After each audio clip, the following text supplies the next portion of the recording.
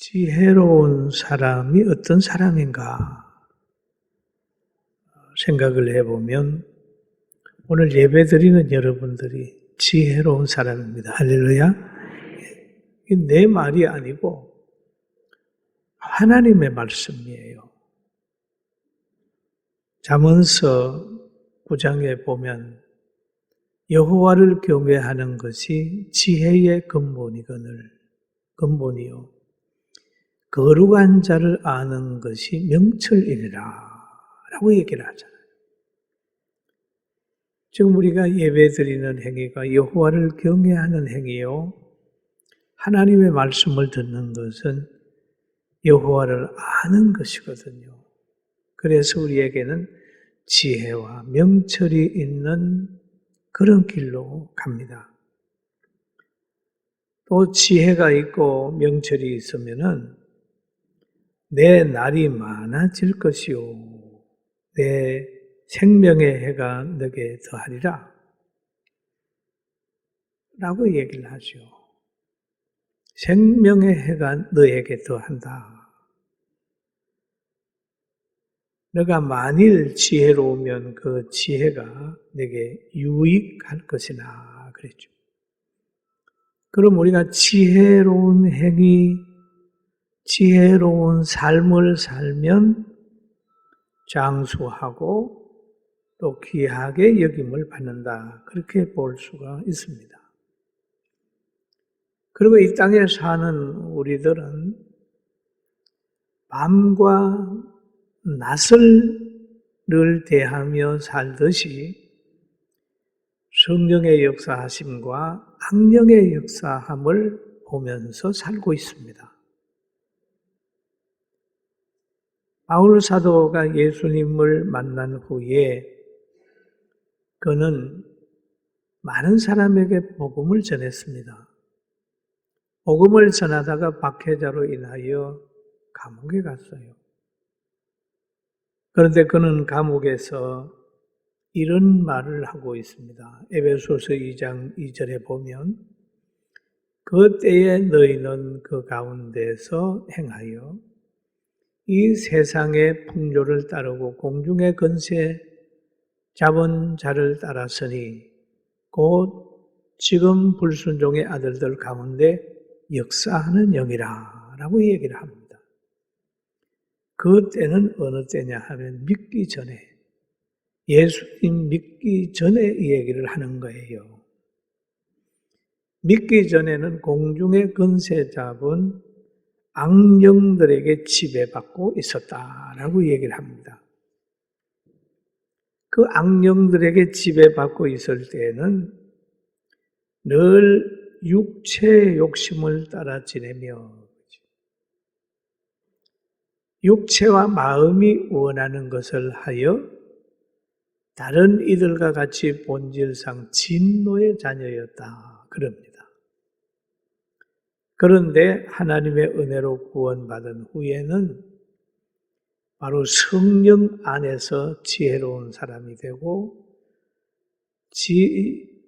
늘 심판의 자녀가 아니라 누리는 사람으로 바꾸어졌다라고 하는 말을 하셨어요.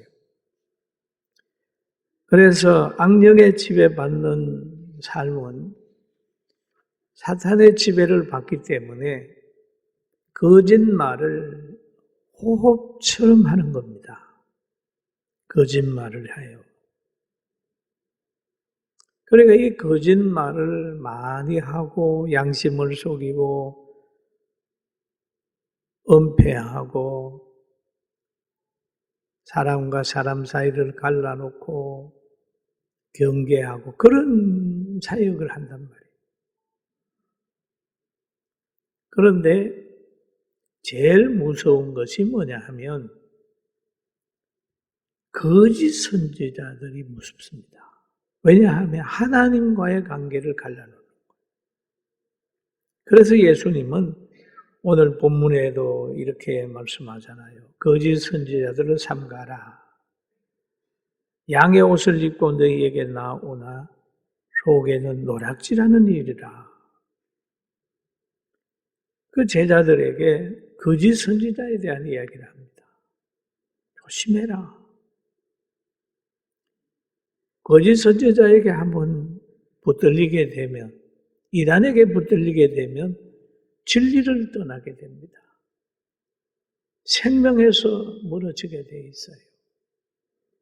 그가 하는 모든 사역이 실패로 끝이 납니다. 거짓 선지자들은 사람을 미혹하는 거예요.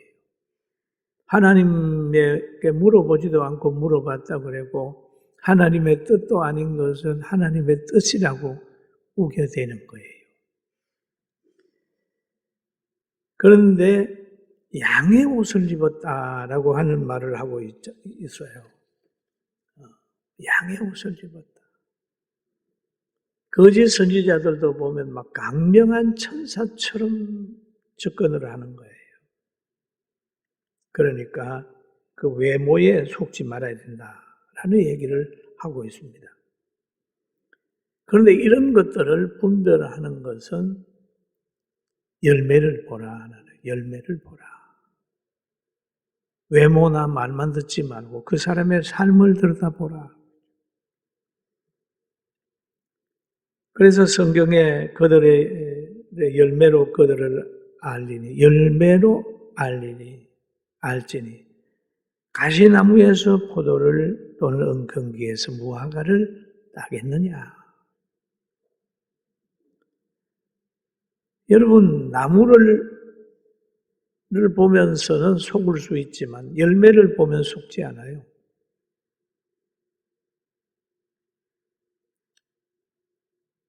그리고 나무를 보고 설명하는 것은 좀 부족하지만 그 사람의 삶의 흔적을 가지고 보면 저 사람 말은 이렇게 하지만 지금까지 살아온 걸 보면 아니야.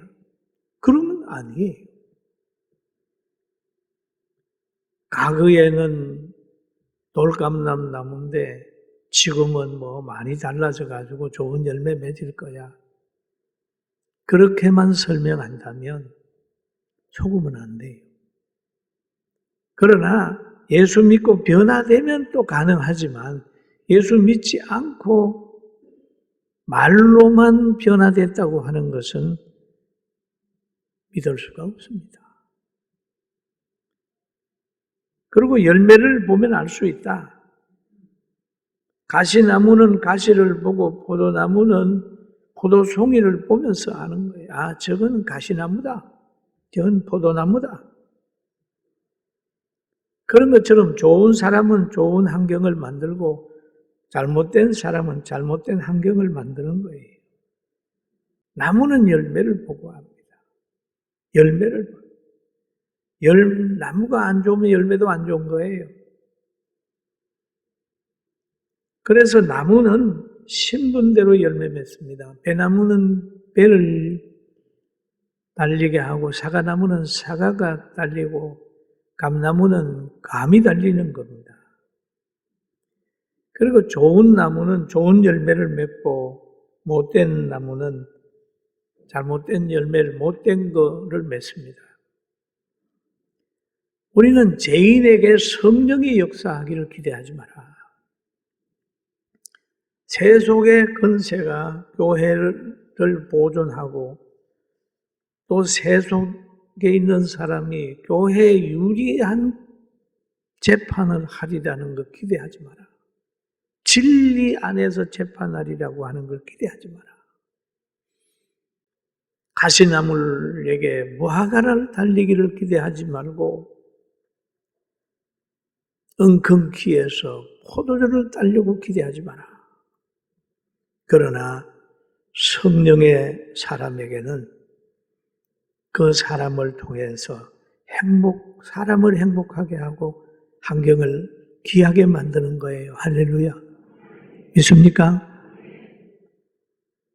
무화과 나무는 무화과를 엽니다. 포도나무는 포도송이를 만듭니다. 그런데 여기에 오늘 본문에 보니까 아름다운 열매를 맺지 않은 나무마다 지켜 불에 던진다. 그럼 나쁜 열매를 맺어도 괜찮는가? 아니다. 나쁜 열매를 맺으면 꼭 하나님께서 심판하신다. 단명하게 하고. 성경에도 보세요. 나쁜 사람이 장수하지 않습니다. 다 세상을 떠나는 걸 보세요. 사울이 명대로 살지 못하고 전쟁터에 나가서 죽고, 가룟 유다가 명대로 살지 못하고 양심의 가책을 받아 자살을 해버렸어요. 그러니까 우리는 지혜로운 사람이 돼서 늘 장수하면서 승리하는 삶이 있기를 주의 이름으로 축원합니다.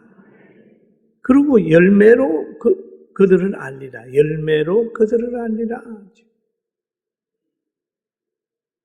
나더러 주여 주여 하는 자마다 다 천국에 들어갈 것이 아니요 다만 하늘에 계신 내 아버지 뜻대로 행하는 자라야 들어가리라 그랬습니다. 열매 없는 나무는 하나님이 찍어버린다고 그랬습니다. 그리고 여기에 보면 나더러 주여 주여 하는 자마다 다 천국에 들어갈 것이 아니요 라고 했대요. 여러분 믿으니까 주여 주여 할 거 아니에요. 그러나 말과 행동이 다르다는 거예요. 입으로 예수님을 부르면서 속으로는 딴 생각하고 입으로는 애국한다고 하면서 마음으로는 딴 생각하고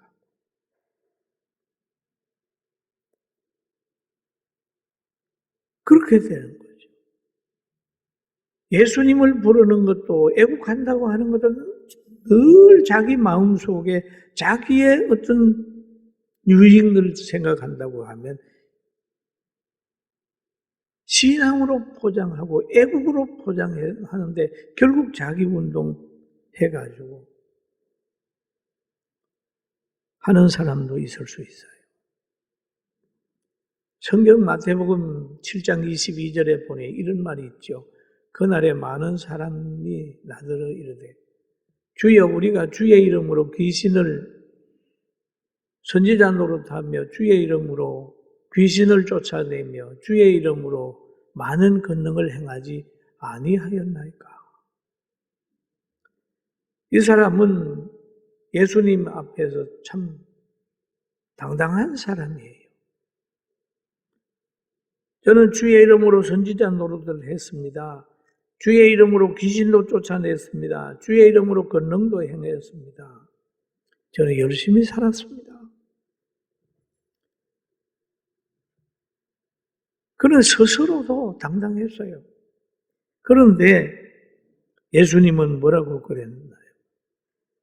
여기에서 비유 보면 나는 모른다. 불법을 행하는 자야. 그랬다니까요. 불법을 행하는 자를 하나님이 때로는 쓸 수가 있어요. 서기도 합니다. 이것을 깊이 깨달은 바울 사도는 고린도 교회 고린도전서 9장 27절에 이렇게 말을 하고 있습니다. 내가 내 몸을 처복종하게 함은 내가 남에게 전파한 후에 자신이 도리어 버림을 당할까 두려워함이로다. 그랬습니다. 여러분 바울 사도를 통해서 귀신이 쫓겨나가고 권능이 나타나게 되고 많은 사람들을 옳은 곳으로 돌아오게 했잖아요. 그 사역을 하면서도 바울 사도는 늘 자기 몸을 처복종하는 것은 이렇게 하고 나중에 가면 버림받을까 봐 늘 회개하고 겸손했다고 하는 내용이 있잖아요. 저도 목회를 하면서 전하고 열심히 하면서도 내가 혹시라도 하나님의 영광이 아니라 내 영광을 먼저 생각하지 않는가라고 하는 늘 자기 성찰을 하면서 합니다. 때때로 보면은 내가 1등이고 주님이 2등이 될 때가 있어요. 이럴 때면 깜짝 놀라는 거죠. 주여, 그리고 또 회개하고 성경 보고 그러는 거예요. 여러분은 안 그렇습니까? 잘못하다 보면 신앙생활 하다 보면 기분에 의해서 신앙이 올라왔다 내려갔다 한다. 여러분과 저도 다 완전하지 않으니 항상 깨어 신앙생활 잘하기는 축복을 받게 되길 주의 이름으로 축원합니다. 그리고 불법을 행하는 자들은 그렇게 정죄받지 않도록 해야 됩니다. 마태복음 7장 23절에 얘기를 하잖아요. 그때에 내가 그들에게 말하되, 그들은 누굽니까? 주의 이름으로 귀신 쫓아냈습니다. 주의 이름으로 권능을 행했습니다. 주의 이름으로 뭐 했습니다. 그렇게 얘기한 그들, 그때에 내가 그들에게 밝히 말하되, 내가 너희를 도무지 알지 못하니 불법을 행하는 자들아, 내게서 떠나가라. 내게서 떠나가라. 여러분, 불법을 행하는 자에 대한 하나님은 떠나가라. 그리고 우리가 신앙생활을 하면서 하나님을 믿으면서 이 마음을 가져야 됩니다. 로마서 8장 38절은 늘 이 말씀을 기억을 합니다. 저는 내가 확신하노니, 같이 읽어볼까요? 내가 확신하노니 사망이나 생명이나 천사들이나 권세들이나 현재일이나 장래일이나 능력이나 높음이나 깊음이나 다른 어떤 피조물이라도 우리를 그리스도 예수 안에 있는 하나님의 사랑에서 끊을 수 없으리라. 아멘. 이런 거예요. 하나님의 사랑에서 끊을 수 없어. 하나님의 사랑에서 끊을 수 없어. 내가 주 안에 있으면 안전한 거야. 주 안에 있으면 안전한 거야. 주 안에 있으면 안전한 거야. 늘 다짐하죠. 외로울 때도, 따돌림을 당할 때도, 힘들고 어려울 때라도 내가 주 안에 있는가 하는 것만 살펴보면, 그 안에 있으면 풍랑도, 홍해바다도, 강야의 삶도, 해함, 그런 환경 속에서도 해함받지 않고 살아날 수 있다는 거 믿게 되길 주의 이름으로 축원합니다. 그리고 하나님의 말씀을 듣는 사람은 안전하다. 이 말씀을 듣고 행하는 사람은 그 집을 반석 위에 지은 지혜로운 사람 같다. 이게 지혜로운 사람이라고 많은 말 나오잖아요. 지혜로운 사람은 예수님의 말씀에 늘 마음을 두고 있습니다. 하나님과의 관계, 사람과의 관계, 자신과의 관계, 하나님의 말씀은 진리요, 길이요, 생명이라고 하는 것을 늘 마음에 담고 있는 거예요. 그리고 하나님 말씀에 순종하는 자는 하나님의 지혜와 능력으로 판단하고 사는 사람입니다. 듣고 행하는 자는 반석 위에 지은 집을 짓는 사람과 같다. 그러죠. 듣고 행하는 사람. 듣기만 하는 사람이 아니고 듣고 행하는 사람. 살아있는 믿음을 가진 사람을 얘기를 하는 거예요. 그러면 듣고 행하는 사람은 삼중고를 이길 수 있어요. 여러분, 집이 삼중고를 당하는 게 비가 오고 창수가 나고 바람이 불어. 그렇게 얘기를 하잖아요. 여러분, 저지대에 있는 것을 보면 비가 오면 침수가 되잖아요. 지붕이 허술하게 되면 비가 오면 비가 셉니다. 그러면 집이 그만 그런 게 아니고요. 우리 신앙을 얘기를 하는 거예요. 신앙이 삼중고, 경제적으로, 사회적으로 막 어려움이 올 때도 흔들림이 없이 견디는 거, 이걸 얘기를 하는 거예요. 할렐루야. 말씀 위에 신앙의 집을 지어보세요. 고난해야 걸릴까봐 두려워서 예배 못 드리고 그렇게 그것도 아니에요.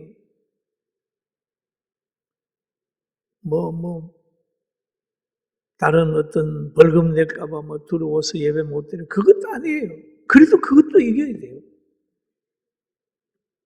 다니엘처럼 막 기도하는데, 기도하면 사자굴에 집어넣는다. 이 얘기를 해도 그냥 그분이 반석 위에 집을 짓는 것처럼 여호와의 말씀에 붙들렸기 때문에 그 모든 걸 극복을 했어요. 사랑하는 성도 여러분, 말씀에 깊이 뿌리를 내려서 여러분 가정에 삼중고가 오고 개인에게 세 가지 얼음이 온다 할지라도, 비가 오고 창수가 나고 바람이 부는 그런 얼음이 온다 할지라도 믿음으로 이겨가기를 주의 이름으로 축원합니다. 축원합니다. 이겨나가야 돼요. 그리고 지혜로운 자의 삶에는 뭐가 있냐? 열매가 있다.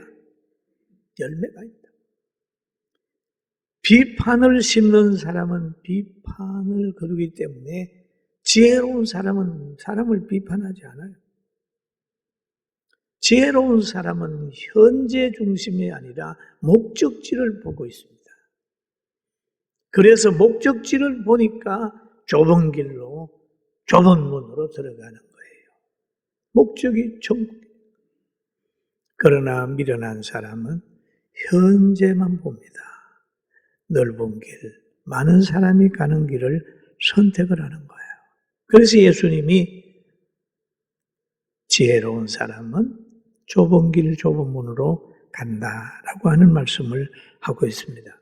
그 지혜로운 사람들의 삶을 보면 야곱도 지혜롭게 살아서 노년이 아름다웠고, 요셉도 지혜로운 삶을 살아서 가족에게 유익을 주게 되고 민족을 품었어요.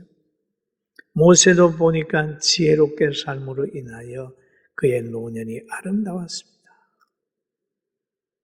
왕궁에서 그 화려함보다는 히브리 백성과 함께 고난받는 그 길을 선택한 모세, 얼마나 멋있게 사는지 몰라요. 사도 요한도 보세요. 예수님을 끝까지 따라가서 제자들 중에 제일 장수하고 사랑의 사람이 되고 계시록을 기록을 해놓고 세상을 떠났습니다. 그러나 사울 왕이나 가룟 유다 같은 사람은 미련한 삶을 살아서 그는 전쟁터에 나가 비참하게 죽어갔고, 젊어서 가룟 유다는 자기의 양심의 가책을 이길 수 없어서 자살을 선택을 했습니다.